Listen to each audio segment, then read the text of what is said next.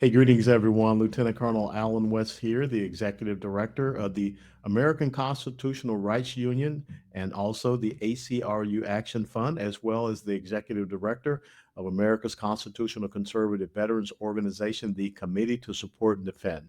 And with that being said, I just want to welcome you to another episode of Live Free TV brought to you by the American Constitutional Rights Union, the ACRU.org. I just want to let you know about a couple of events have coming up. And if you're up in the south east Wisconsin area, Racine, Wisconsin, I'll be up there on Wednesday, the 15th of July.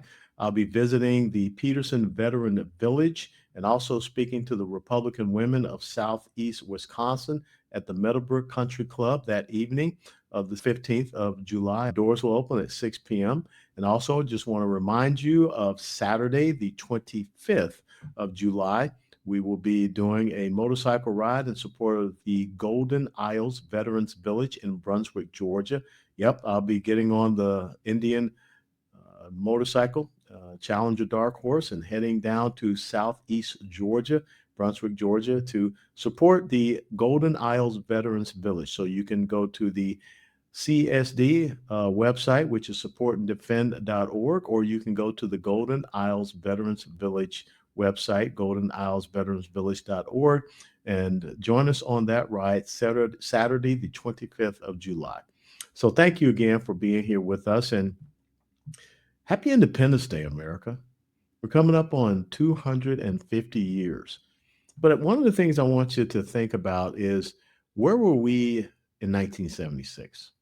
I'll always remember our bicentennial year. That was the year that my dad challenged me at the age of 15 to be the first officer in our family. He was an enlisted man in the Army in World War II. My older brother was enlisted in the Marine Corps and fought in Vietnam. And so that was a very impactful year for me because it set me on the course that I'm on, where I am today. And so 50 years later, here I am for the 250th anniversary. And just think about some of the things that have happened over the past 50 years. Think about some of the things that kind of make you want to scratch your head when, we're having these discussions about what is a woman, or when we have a Supreme Court that has to hear a case about biological males competing in sporting events against women and girls. That's just in the past 50 years. But when I look at where we are today, we need to be making decisions. We need to be considering the things that ensure that we have an America 300, because the trajectory that we're on, and look at what is happening in the political landscape where we have people that are openly embracing Marxism and its economic model, socialism, or its societal model, which is communism. When you have people talking about wealth redistribution, Karl Marx said, from each according to their ability, to each according to their need. And all of a sudden, we hear people talking about rent control housing, nationalizing economic production, creating and expanding a welfare nanny state, the whole thing about equity, the equality of outcomes, social egalitarianism, and then, of course, secular humanism. Because let's not forget that it was just last September when Senator Tim Kaine of Virginia, during a Senate hearing, just openly said that your rights don't come from God, they come from government. And here is a person that is a senator from the state that gave us the author of the Declaration of Independence. Furthermore, Tim Kaine used to be the governor of the Commonwealth of Virginia. So all of these things that we have seen happen, from the bicentennial to our 250th anniversary of American independence, we now need to be very concerned about where do we go from here? What are the choices that we need to be making? Because when I think about my grandchildren, my grandsons, Jackson, who is 5, Levi, who is 2, and Jace, who is still in mommy's womb, and he's supposed to hit the drop zone this December. What will they think about Pop Pop? And what did he leave them when they celebrate America 300? Or maybe even my daughters, who could still be around. They'll be, pretty up there, but Pop Pop won't be here. So I want to make sure that I am doing what is necessary to do as my father did for me. set me on the right path so that 50 years later, I would be living in this great nation, having the success that I have had, a kid born in a segregated hospital in 1961. But when I look at some of the things that have happened in this week, a couple of the Supreme Court decisions that were made, I'm really concerned about the path that we're heading for America 300. The first decision I want to talk to you about was Watson versus the Republican National Committee. And this whole case that the Supreme Court heard was about the definition of election day. Now, I know for those of us with common sense, election day means election day means election day. As a matter of fact, growing up, I remember sitting there watching Huntley Brinkley or Walter Cronkite or Ted Koppel over on ABC News. Election night meant election night, and you knew who was the winner and the loser on election night of election day. But now, recently, what we have seen happen, and of course, the greatest example we just saw out in California, election day has become election week, or election 2 weeks, or election month. And so, this case that the Supreme Court heard would make a definitive decision on, do we just have election day, or can ballots, especially these quote unquote mail in ballots, which, if you really think about it, mail in ballots are, man, they're kind of unconstitutional. And where do we get this whole thing about mail in ballots? This is not something that has been around for quite some time. As a matter of fact, if you go back to April of 2020, yes, the COVID year, going into the summer of love. In April of 2020, Eric Holder wrote an article in the magazine, Time Magazine, that talked about how coronavirus should permanently change elections in the United States of America. And what did Eric Holder talk about? At the time, he was head of the National Democratic Redistricting Committee. Talked about mail-in ballots. He talked about this new procedure, this process, this technique of just mailing ballots out to addresses. And in many times, these are addresses, as we have come to know, that have not been vetted, verified. They have not been reviewed because what does the left say? Voter registration roll review? Ah, that's racist. That's not good. How dare you try to go out and challenge whether or not an address is an address is an address? As a matter of fact, we have run into some of these things here in my roles as chairman of the Republican Party of Texas and also here in Dallas County, where homeless people are going up and registering to vote. But yet, where does a ballot go to for them? Some people are just putting out churches, intersections, things of this nature. I thought that an address meant an actual address where you lived.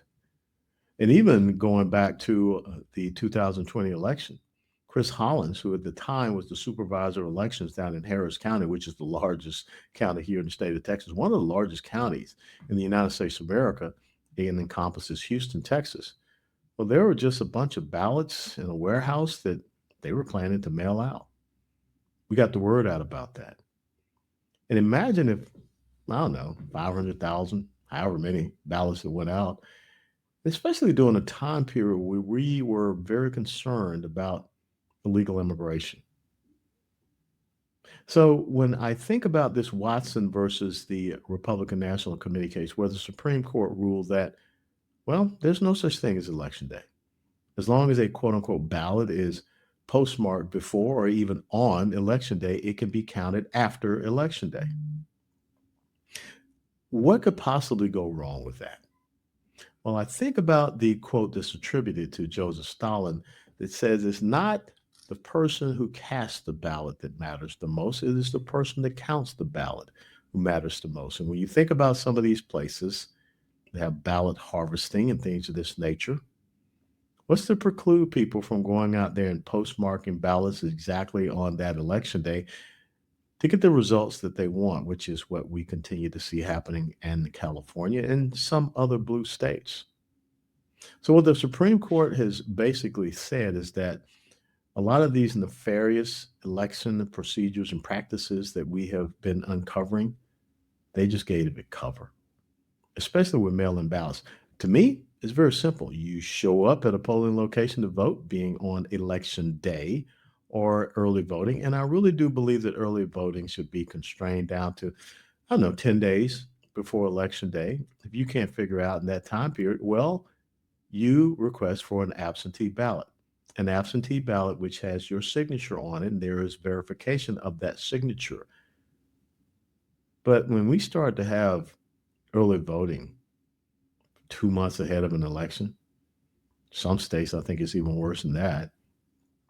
When we start to say that we're going to allow ballots to be counted days, weeks, months after election day, again, what could possibly go wrong with that? Now, some would say that, there's an issue with overseas voting, military voting. Well, the law is very simple. There's a certain cut date when you're supposed to get those requested absentee ballots out to our servicemen and women serving overseas so that they can get it back in time to be counted. Lots of times, those ballots are not counted. Why are they not counted? Because they come back in too late, because they were mailed out too late. And trust me, having served on the House Armed Services Committee, Military Personnel Subcommittee, I've seen that and I've heard testimony about that. And I don't believe that that practice has been rectified even to this point.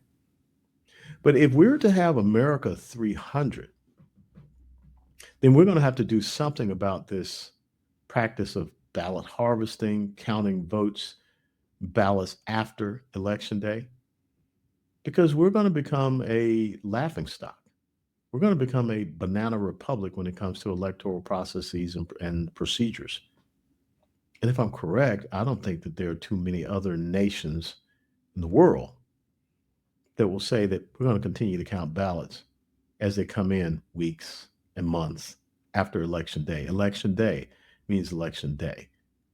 And I think that we have all of the right and proper technology to be able to make that decision. Back then, when my mom and dad went and cast their ballot, they knew before they went to bed who was the winner and who was the loser. So I really think that this Supreme Court decision, Watson versus the Republican National Committee, has a detrimental effect on this longest running constitutional republic that the world has ever known. Whether or not we will continue to be this constitutional republic, or will we be a shell of ourselves because we have lost complete control in certain states, in certain areas, certain jurisdictions. First and foremost, I think that we need to get rid of this whole ballot harvesting thing. Second, we need to get rid of this mail in ballot thing. And thirdly, I think that we need to have regular voter registration roll review all across this country. Yes, I understand that it is a state and even down to a county level issue with electoral processes and procedures. But if your process and procedure is undermining, shall I say, becoming a threat to our representative democracy, since it seems that a lot of the leftists like to throw that around. But yeah, they're the ones that want to have illegals voting. They want to have illegals counted in our census. They're the ones who are applauding now that they can continue to count ballots days and weeks and months after election day. So no, United States Supreme Court, this was an unsupreme decision, which I believe will have adverse effects for this country going forward. The second decision that the United States Supreme Court made this past week that I think really will have horrendous ramifications and consequences for the United States of America was this complete and abject disregard of what it means to be a citizen in the United States of America. And I will tell you, as an American black man, when I read the Constitution, especially the 13th, 14th, and 15th Amendments, I am kind of getting tired of everyone trying to fit their own ideological agenda into the 14th Amendment, especially the Equal Protection Clause. The 14th Amendment was all about the recently freed slaves, because the 13th Amendment, something that Abraham Lincoln, Republican Party, they abolished slavery. Now we had to make them citizens. And that's what the 14th Amendment did. Then on top of that, we codified in that constitutional amendment, the 14th Amendment, that the children were also citizens of the United States of America. Now, all of a sudden, for us to say, Supreme Court, who got this decision horribly wrong, that anybody can come into the United States of America, a woman, illegally, or again, as a person that has a guest visa, has a baby here, that baby is a citizen? No, that is an aberration. That is a wrong interpretation of the 14th Amendment and the Equal Protection Clause. And furthermore, there are some people that want to refer back to the 1898 decision of United States versus Wong Kim Ark. But the problem is that a lot of people go back and say that the Supreme Court decision back in 1898 says that children of illegal aliens are automatic citizens of the United States of America, but not so fast, my friends, as it is here in this infamous briefing from Hillsdale College. Every state in the United States of America should have a Hillsdale College.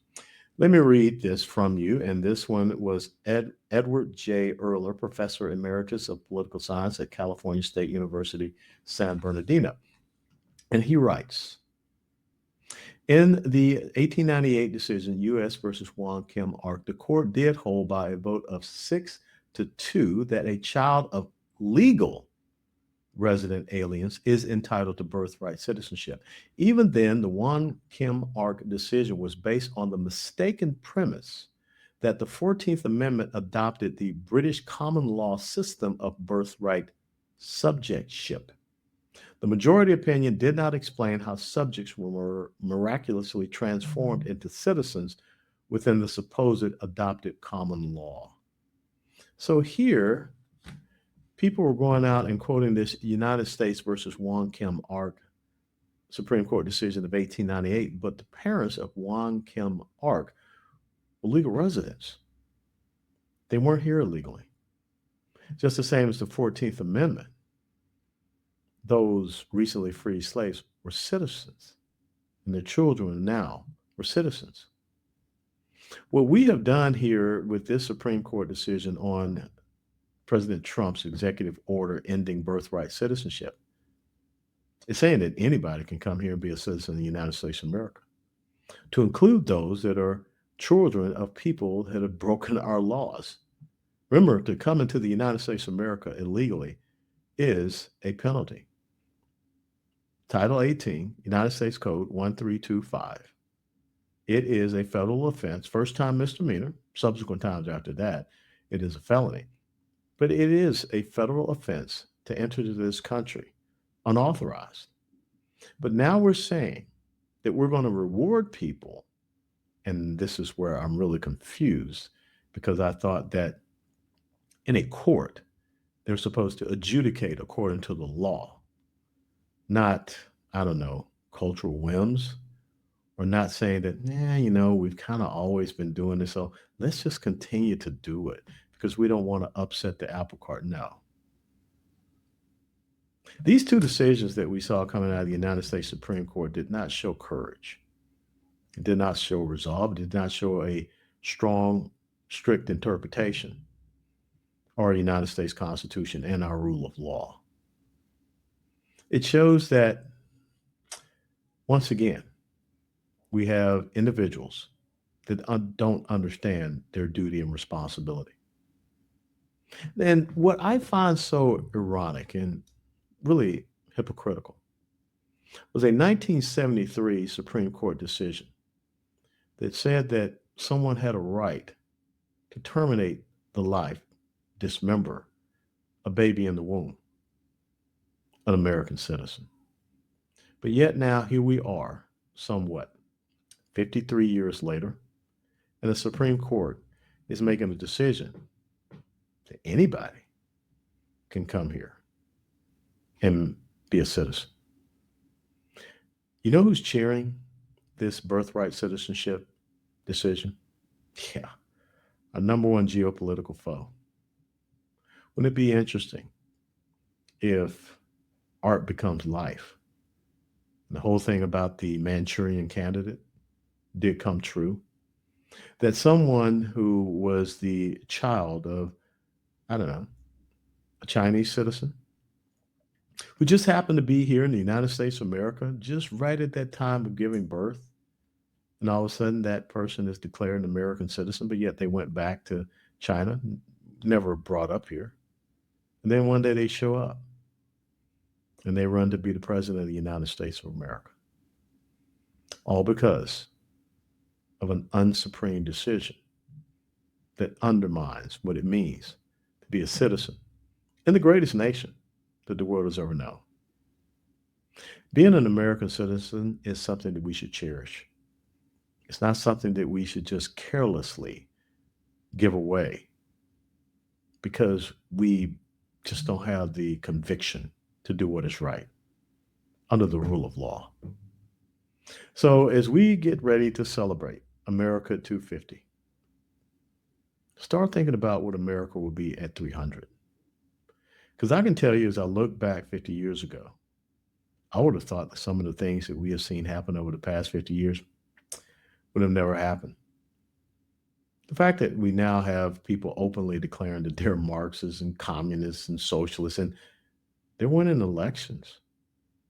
The fact that we could possibly have someone that could become a member of the United States House of Representatives that said they wanted to eradicate Western civilization and America. But then again, we already elected someone to be president that went to a church where the pastor said, GD America. If we are to be steadfast and loyal, if we are to make sure that we pass on a better America, start paying attention. Let's start getting engaged. Let's start getting involved. And that's the mission that we have here at the American Constitutional Rights Union. It's to stand up for constitutional rights and freedoms and liberties. You know, by the way, on 31 July 1982, I took an oath to support and defend the Constitution of the United States of America against all enemies, foreign and domestic, to bear true faith and allegiance to the same. But I took that obligation freely without any purpose of evasion or mental reservation, so help me God. That's why I'm here.